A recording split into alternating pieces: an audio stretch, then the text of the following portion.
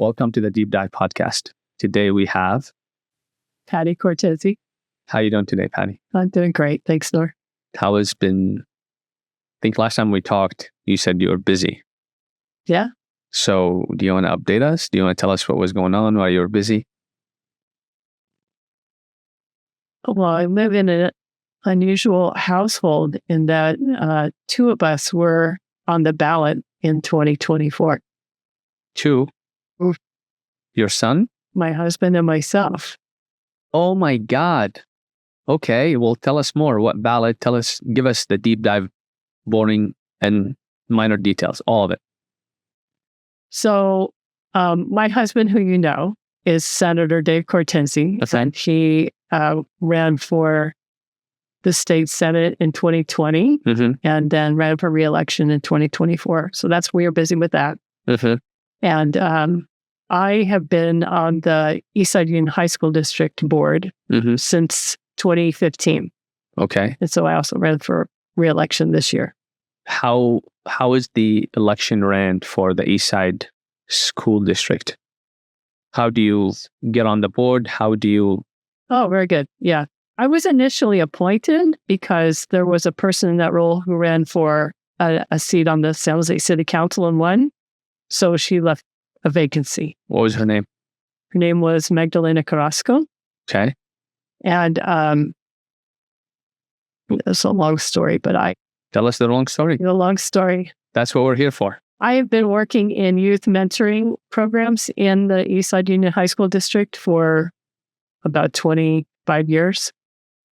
And there was a curriculum in the program that was just life-altering for me as a volunteer.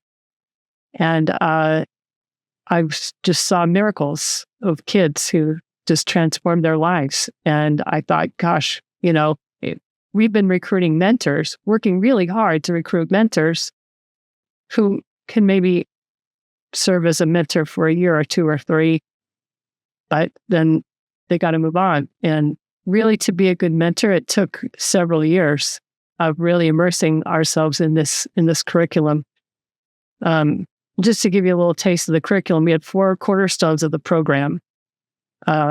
Integrity, which is keeping your word, and honoring your word, which is slightly different. Responsibility, which for us was the ability to respond rather than react.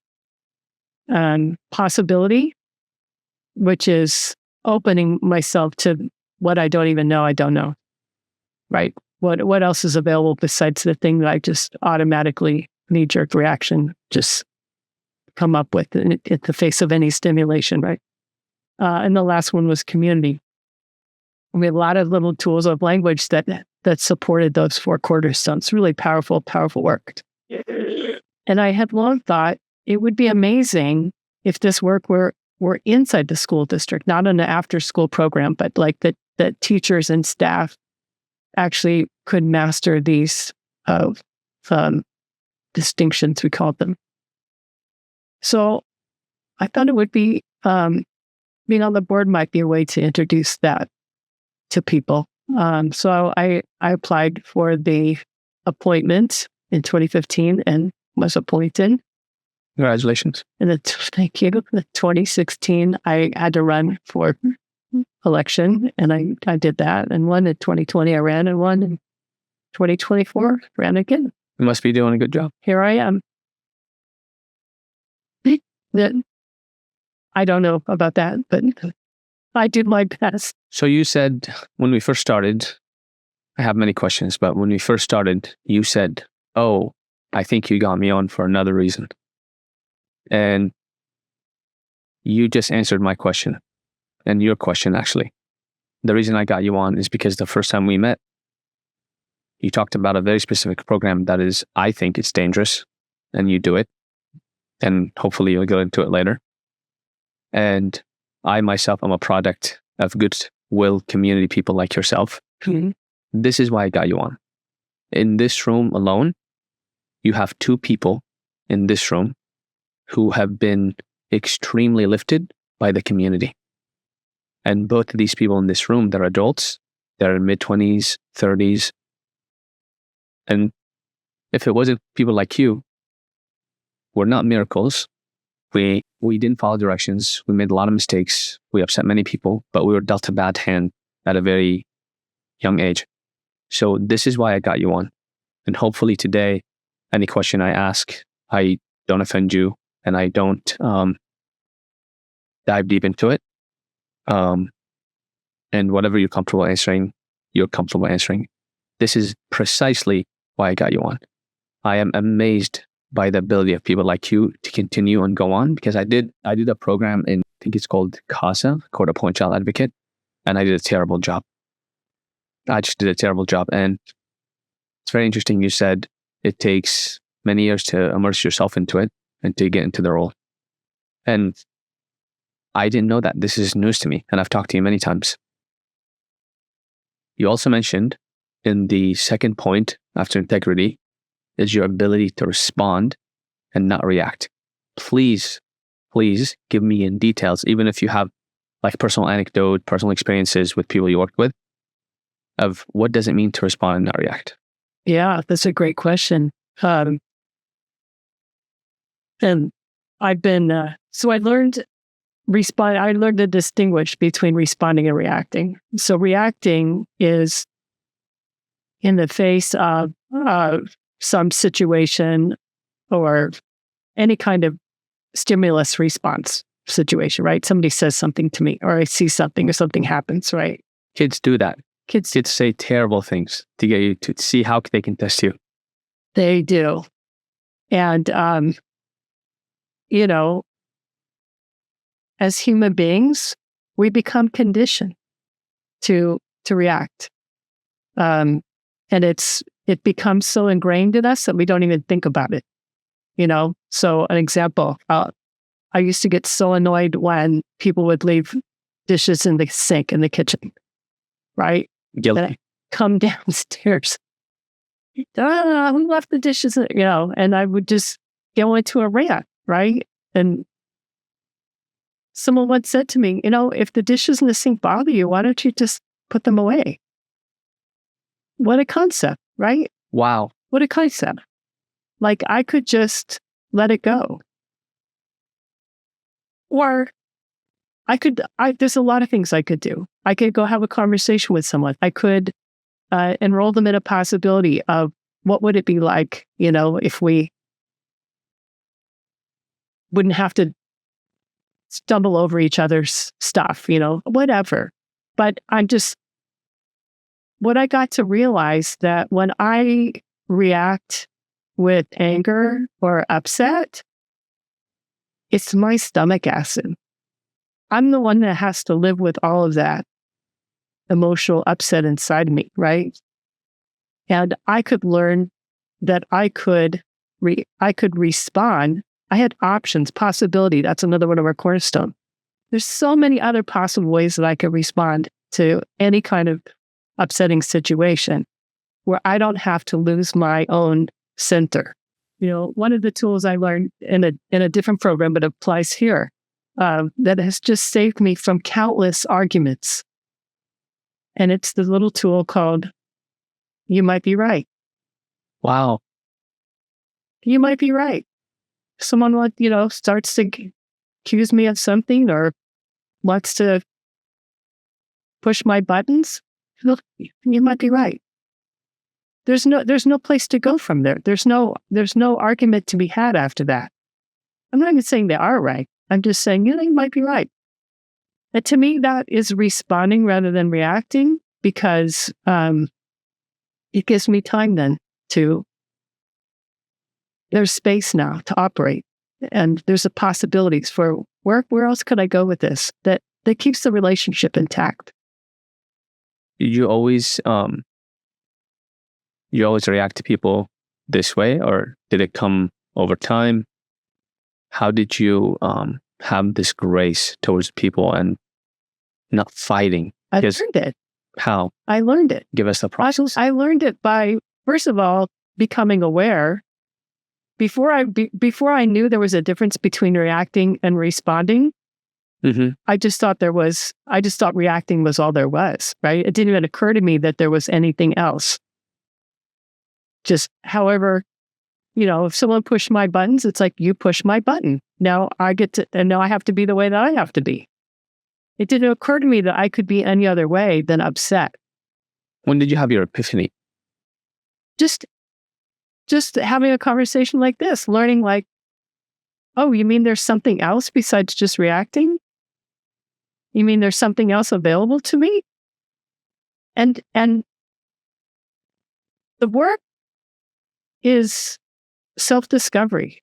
It's self-reflective. It's taking that flashlight that's just always out there, scanning the horizon, looking at what's going on with other people, and turning it in here and saying, what's going on with me? What am I thinking? What am I feeling? How am I interpreting this? That's another one of the tools that I learned in that work is we have a little distinction called fact versus interpretation. And what I got to realize is that pretty much it's all interpretation. Mm-hmm. Absolutely. And I'm reacting to the interpretation as if it's the truth, right? My own interpretation, right? And what I discovered in that distinction is that because it's interpretation, and interpretation is born of language is malleable. Meaning I can change it. I can create a new interpretation that is more empowering for me and the people in the situation. Wow. That's pretty powerful. It's very powerful. Yeah, I learned in that program that we live in language. That's all language. Integrity is language. It's giving my word.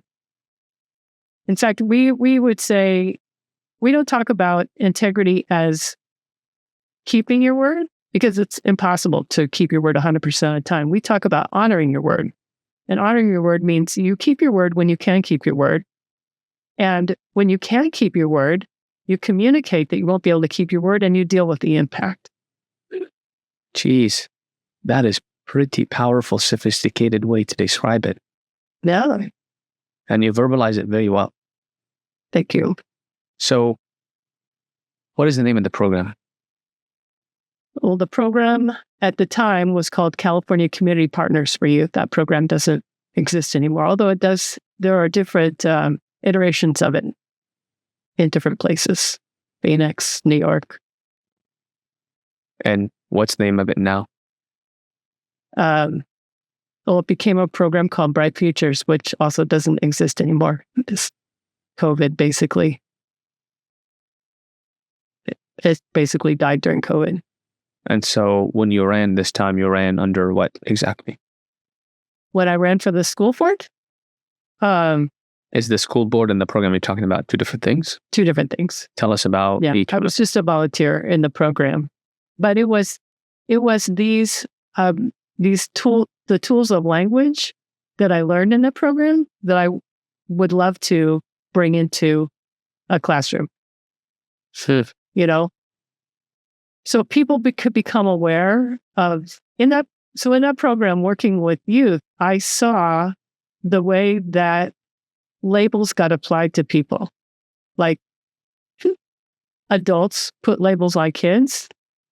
Kids take the labels in, and they start acting out. They started acting out of based on the label. They're based on the label, right? Or they create. I got to see. I had plenty of labels on myself that I created, like not good enough, not lovable.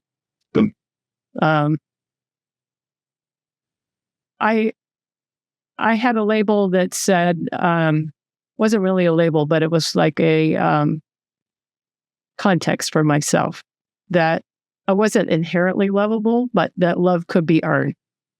So I became a people pleaser. Like I figured out what people around me wanted from me, and then I became that. Okay, well, take us through the evolution, because I'm there now. You're there now? Mm-hmm. And I don't know how to get out of it. So take us through the evolution, and if you stopped being a people pleaser. Yeah, well, I think I learned how to meditate about 25 years ago. Oh, wow. And that is like taking my self-awareness observer to the gym. Like I really, in meditation, I got stronger at looking at what's going on in here, right? Because a lot of, like if I don't want to be a people pleaser anymore, I have to recognize that I'm a people pleaser. And when am I doing that? And what's the thought behind that behavior? So it takes a lot of self-awareness, and becoming a meditator helped me develop that self-awareness. And the self-awareness isn't just for the 30 minutes that I'm sitting on a meditation cushion. It helps me throughout the day. You said you started meditating 25 years ago. Oh, maybe more. It was 1997. What is it that you do exactly in meditation? Sit quiet. Okay. That's what it looks like on the outside. But as my teacher says, meditation is simple but not easy. So I first learned how to meditate in 1997. I've been meditating pretty much daily ever since. And my meditation practice starts out pretty much first thing in the morning. I just go sit for half an hour to an hour, depending on what's going on. I forget who said it, but maybe it was Martin Luther King. Said I meditate every day for an hour unless it's really busy. Then I meditate 2 hours. Are you serious? And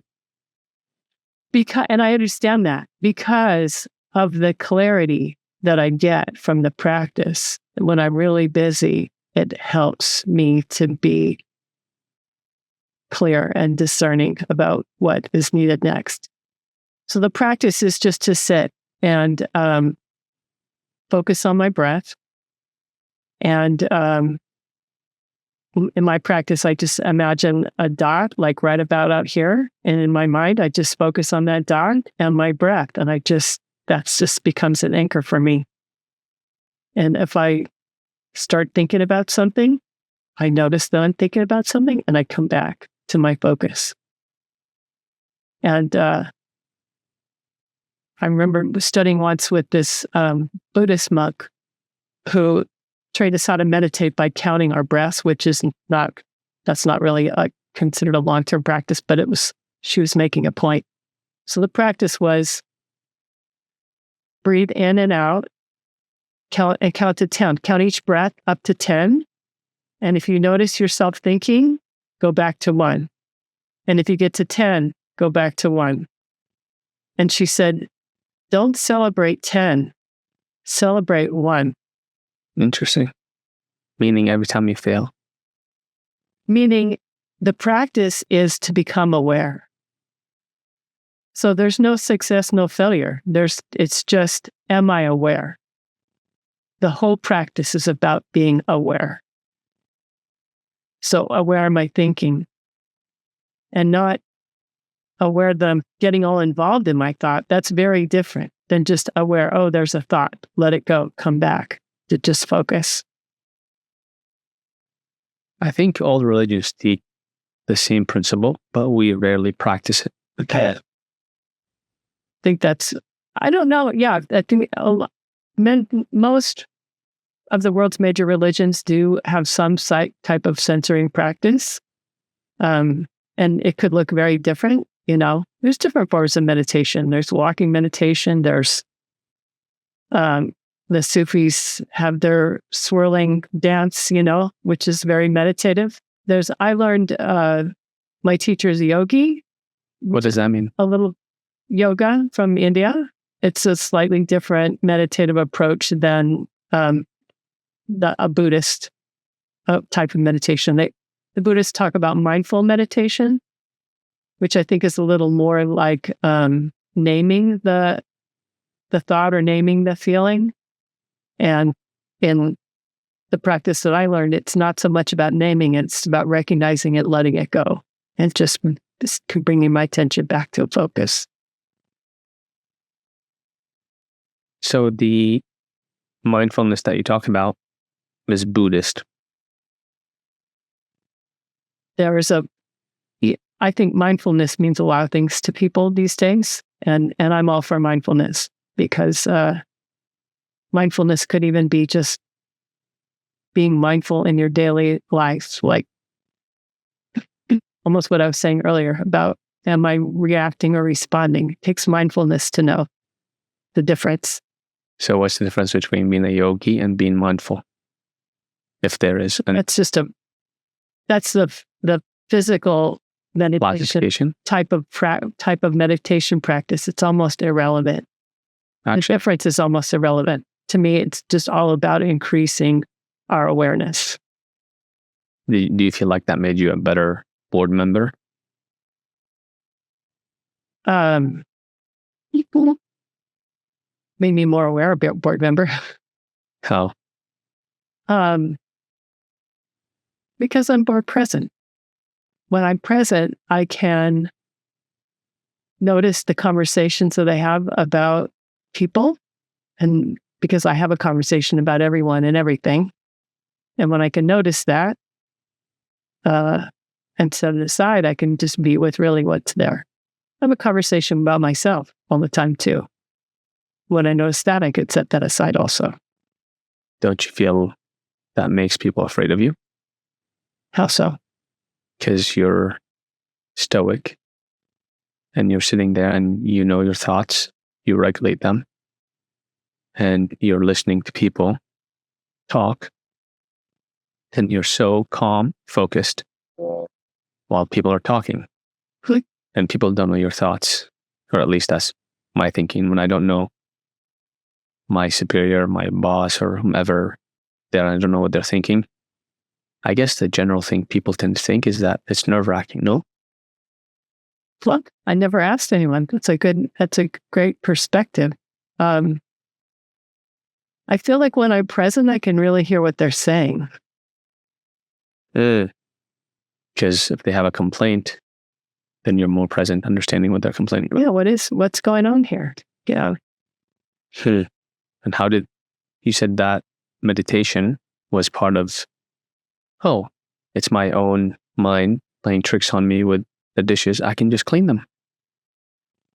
Yeah, but my upset about the dishes comes from my interpretation about what does it mean when dishes are in the sink, right? I feel disrespected. I feel judgmental about people that I live with are slobs. Yada, yada, yada. Like all that conversation. It's all interpretation. It's all this made up story, right? A dish in the sink is just a dish in the sink and that's it. That's all it is.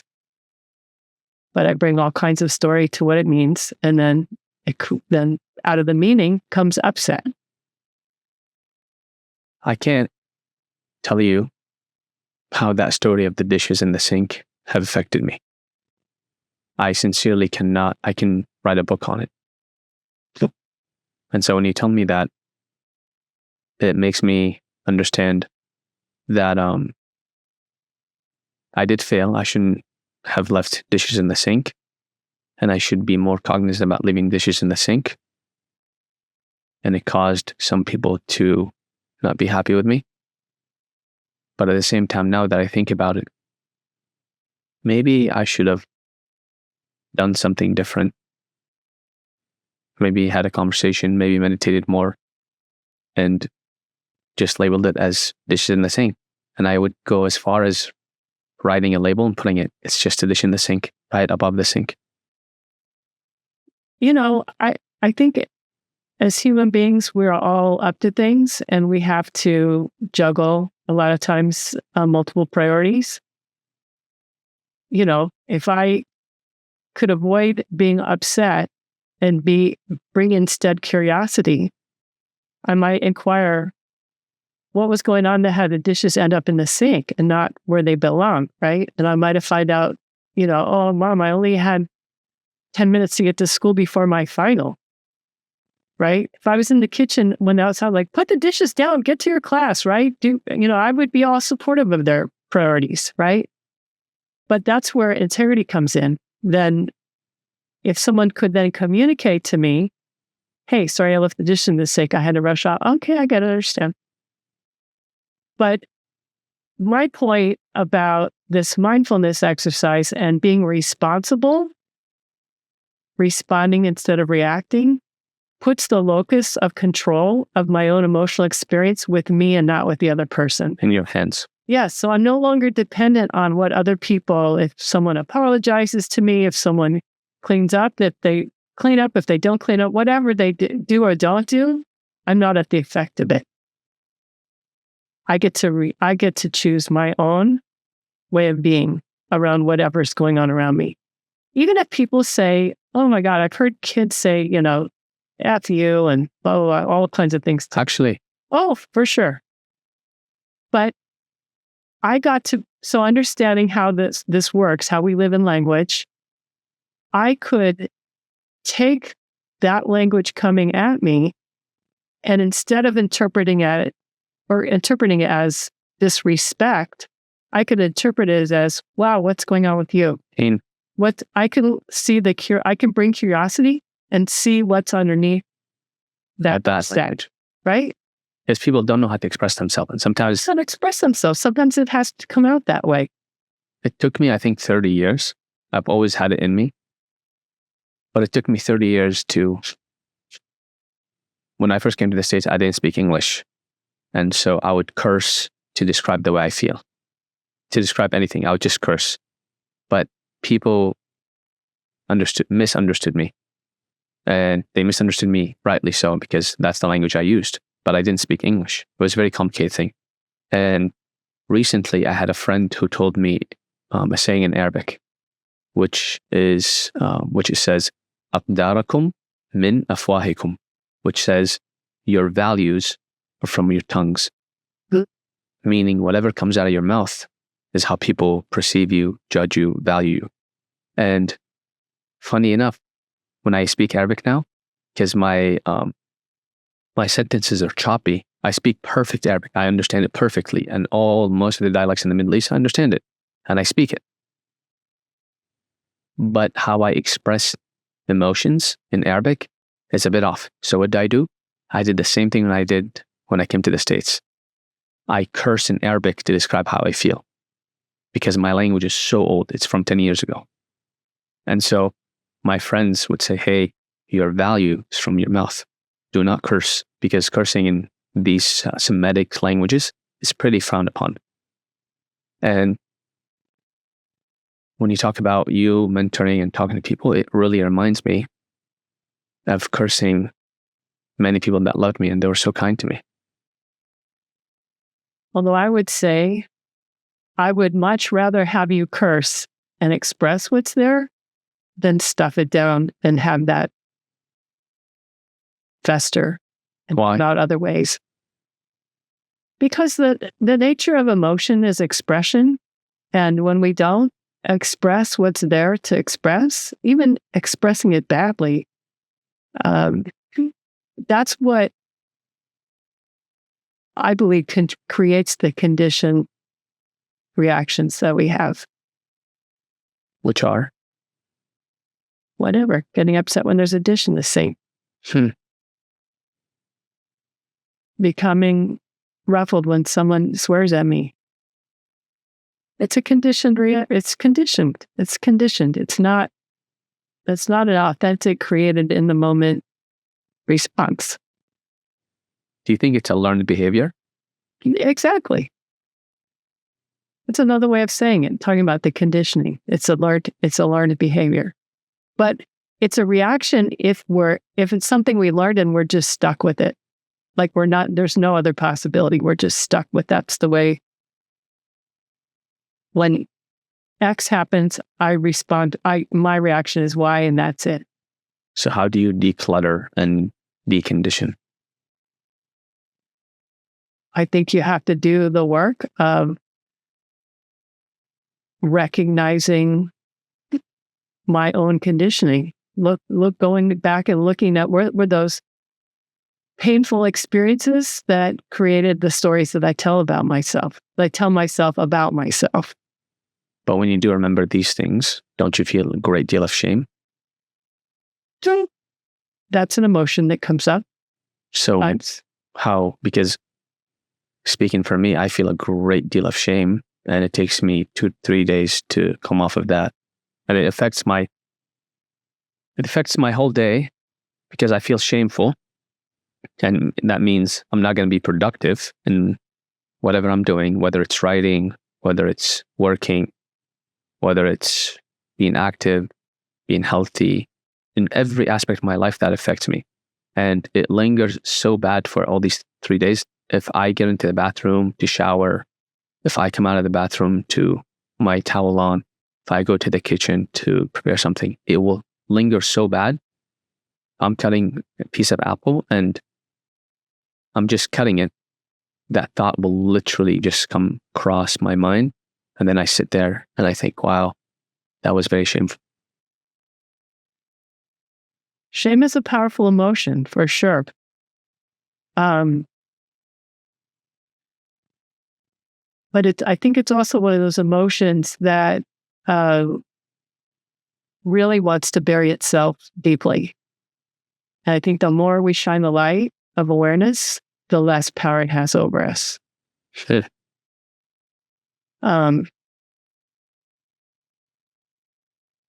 So sometimes we feel shame when we do something that we weren't aware of. Like I often talk about, I don't consider myself someone who's hurt people on purpose, but I've unintentionally hurt people lots. We all did. I know. I say I'm like a person who walks around with a 2x4 on my shoulder, and then I just swing around and just take a few people out. You know. Wow. A metaphor, right? Say stupid stuff, or just being not aware, not thoughtful, not, you know. So that can produce shame or embarrassment. Embarrassment is like mini shame, right? Mm-hmm. But I heard an acronym for shame. Should have already mastered everything. You know, when I can recognize that, you know, I'm a human being, I'm learning, I'm growing, that I haven't mastered everything, that this is going to be part of it. Should have already mastered everything. Like making a mistake is not okay. Like when did that? We always we tell little kids, oh, it's okay to make mistakes, but we don't believe it. You know, what if we gave ourselves the grace to believe it's okay to make mistakes? Patty, this has been so insightful so far. I can't believe we never had this conversation before. I think we referred to it. We never had the time to actually have this conversation. Mm-hmm. This is more meditative and insightful for me than it is learning about you. That's what I have given my life to.